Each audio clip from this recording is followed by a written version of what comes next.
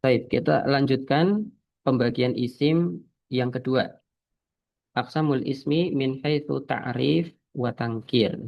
Pembagian isim dilihat dari apakah tertentu atau tidak tertentu. Ya, tertentu atau tidak tertentu. Untuk pembagian isim model yang kedua, yang bak di sini ya, berdasarkan apakah tertentu atau tidak tertentu, isim dibagi menjadi dua juga, yaitu ada isim nakiroh, ada isim ma'rifah. Isim nakiroh, isim yang tidak tertentu. Isim ma'rifah, isim yang tertentu. Apa maksudnya tertentu dan tidak tertentu? Yang tidak tertentu, maksudnya adalah isim yang umum, ya, maknanya umum. Contohnya di sini, asadun. Contohnya asad. Maka maknanya adalah seekor singa. Pokoknya seekor singa, nggak tahu singa yang mana ya. Misalkan di kebun binatang ada singa A, B, C sampai ya ada lima misalnya satu dua tiga sampai lima ada lima singa. Singa kita bilang asadun. Ya pokoknya seekor singa, nggak ditentukan singa yang nomor satu dua tiga enggak. Tapi kalau dikasih alif lam misalkan al asadu, singa itu ini singa yang sudah kita ketahui, yang sedang kita bicarakan dari awal ya. Jadi di awal sudah ada pembicaraan. Misalkan saya nunjuk, oh singa yang paling gede itu ya, al asadu kabirun. Singa itu besar. Ya, singa yang kita tunjuk di awal itu sudah kita tentukan. Singa itu besar. Tapi kalau asadun ini masih umum, umum maknanya, nggak menunjukkan singa tertentu. Ya, umum seekor singa. Tapi kalau dikasih alif lam misalkan ya, al asadu ini singa yang khusus yang sudah kita bicarakan sebelumnya atau kita tunjuk atau kita isyaratkan sebelumnya. Nah, ini penanda dari isim nakiroh yaitu tidak ada alif lamnya dan berharokatnya biasanya tanwin, tapi nggak selalu tanwin ya, tapi memang secara umum tanwin kalau nggak ada alif lam. Contohnya asadun, kemudian ardun, ya, tanah, pokoknya tanah di daerah mana tanah. Ma'hadun, ya, pondok pesantren, sebuah pondok pesantren ma'hadun. Yaumun, ya, yaumun, yaumun itu hari ya. Kemudian kiroatun, kiroatun bacaan, ini contoh dari masdar. Yang nggak ada tanwin apa contohnya? Misalkan contohnya masajidu. Masajidu itu apa? Masajidu itu jamak dari masjid. Nah, nanti pembahasan jamak nanti di bawah setelah ini ya. Kalau satu buah masjid, masjidun. Kalau tiga atau lebih, masajidu, masjid, masjid, masajidu. Di sini memang ada pembahasan tersendiri ya, insya Allah nanti di belakang, yaitu isim seperti ini dengan wazan mafa'ilu memang tidak menerima tanwin ya. Jadi tidak menerima tanwin. Jadi cuma domah saja tanpa bertanwin. Type ini yang pertama, pembagian isim dari segi ta'rif wa tangkir ya, yaitu isim nakirah, isim yang tidak tertentu. Untuk jenis yang kedua dari isim pembagian isim yang kedua ini yaitu al-ismu al-ma'rifah, isim ma'rifah, isim yang tertentu. Untuk isim yang tertentu atau isim ma'rifah itu ada beberapa bentuk ya. Di sini ada berapa? Satu, dua, tiga, empat, lima, enam, tujuh ya. Ada tujuh. Apa saja isim yang termasuk isim ma'rifah ya? Yang pertama, al-muhalla bi'al, itu setiap isim yang ditambahkan alif lam menunjukkan ma'rifah. Alif lam al-ma'rifah. Ini seperti di bahasa Inggris itu, kalau ini ya, setahu saya itu seperti the sama e. Ketika e ya, a saja misalkan, a book, sebuah buku, a book, sebuah buku. Ini umum, buku yang mana? Enggak ditentukan. Tapi kalau the book, nah, ini sudah ditentukan, sudah diisyaratkan sebelumnya. Buku yang dimaksud sebelumnya. Nah, di sini the-nya itu pakai alif lam al. Dari kata yang nakiroh tadi asadun, ketika dikasih alif lam jadi al asadu. Nah, bisa diperhatikan tanwinnya hilang ya. Ketika isim nakiroh ditambah alif lam, tanwinnya hilang. Al asadu. Kemudian al ardu ya dari arbun tadi. Al ma'hadu, al yaumu, al-qiraatu bacaan ya, bacaan. Kalau dari segi makna sama, cuma bedanya tertentu dan tidak tertentu. Bagaimana penggunaannya? Penggunaannya insya Allah di pertemuan yang akan datang. Kapan kita menggunakan ma'rifah, kapan kita menggunakan nakiroh. Insya Allah kalau kita mempelajari bagaimana membentuk jumlah atau kalimat dalam bahasa Arab, kita akan singgung masalah ma'rifah dan nakir. Kemudian yang kedua, yang termasuk isi ma'rifah, al-alam atau nama, bisa nama orang, nama kota, nama negara, nama Korea, nama kampung, kampung ya, nama kampung. Ini masuk ke alam. Di antaranya contohnya Khalidun. Di sini walaupun nggak ada alif lam karena dia nama orang, maka dianggap ma'rifah. Ya, karena kenapa? Karena Khalid, Khalid ini menunjukkan orang tertentu dengan yang memiliki nama Khalid. Maka dianggap ma'rifah ya, bukan nakirah lagi. Walaupun pakai tanwin, nggak ada alif lamnya. Ini untuk alam ya, khusus untuk alam. Kemudian contoh lain, Hamzah. Ini juga nggak ada alif lam, tapi memang kaidahnya tanpa tanwin ya, Hamzah tuh. Kenapa? Karena memang nama orang, setiap nama orang, nama kota juga yang diakhiri tak marbutoh ya, maka tidak bertanwin, tidak menerima tanwin. Fatimah, alam juga nama orang.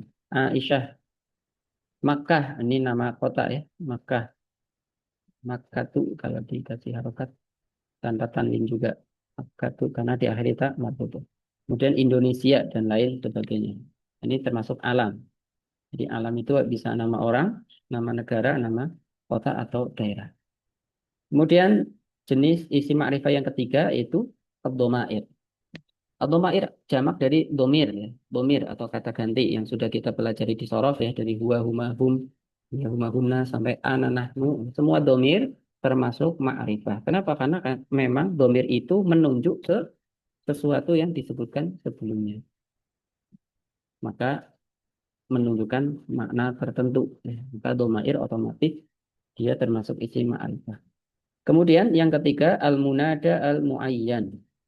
Munada itu nama yang kita panggil, nama yang kita panggil. Muayyan ya, orang tertentu, orang tertentu. Contohnya ya Aliyu, ya Aliyu, wahai Ali. Di sini kita panggil Ali. Ali dari asalnya kan alam ya, termasuk nama orang otomatis dia ma'rifah, apalagi ditambah ya, otomatis ma'rifah.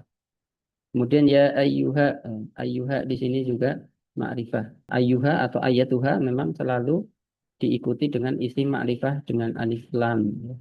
Baik yang muannas maupun mudzakkar.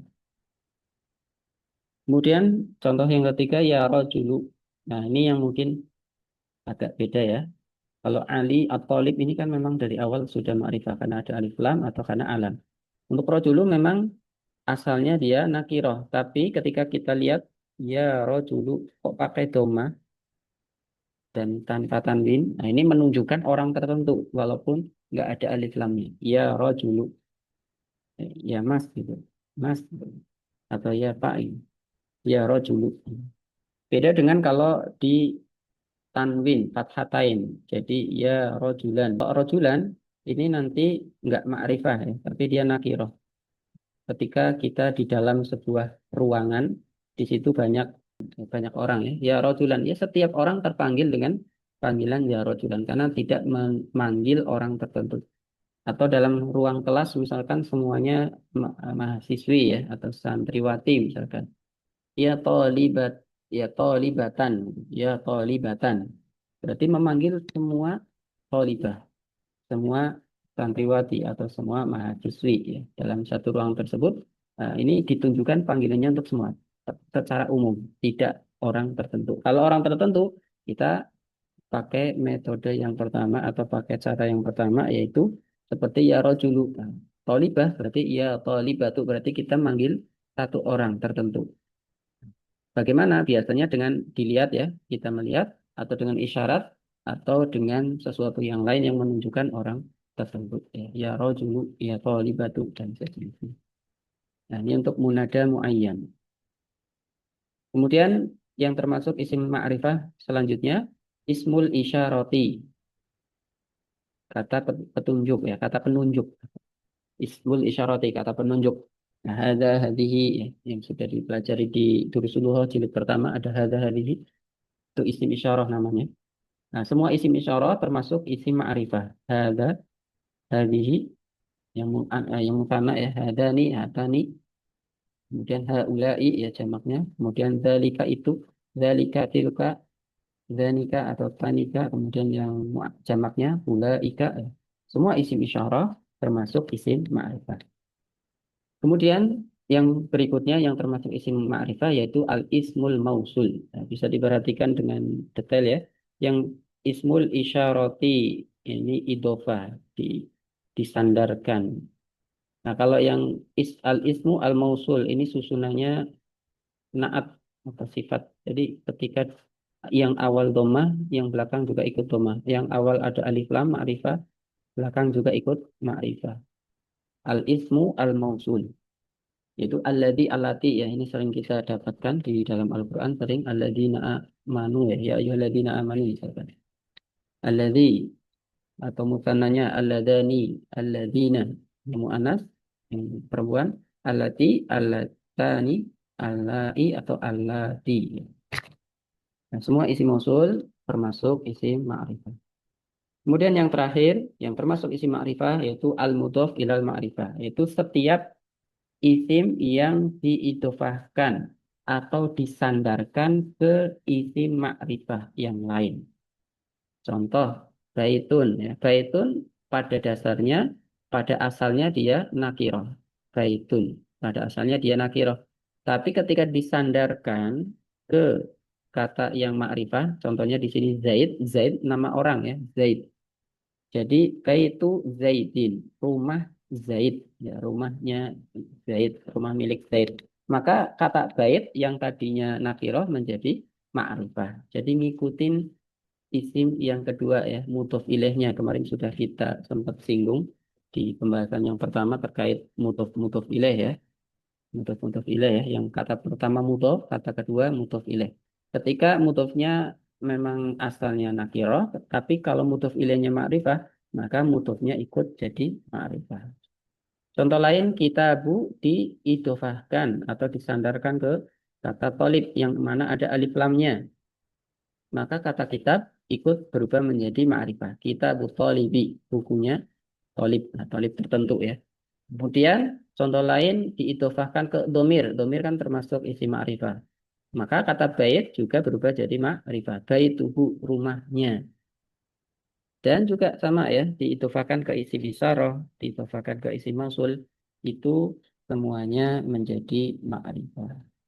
Diagramnya, isi min haitsu ta'rif wa tangkir, nakiroh dan ma'rifah. Baik. Di akhir ada tamrin, latihan. Hati asyarata amtilatin likulin minal asma'in nakiroh wal ma'rifah. Berikan 10 contoh untuk setiap isim nakiroh dan isim ma'rifah.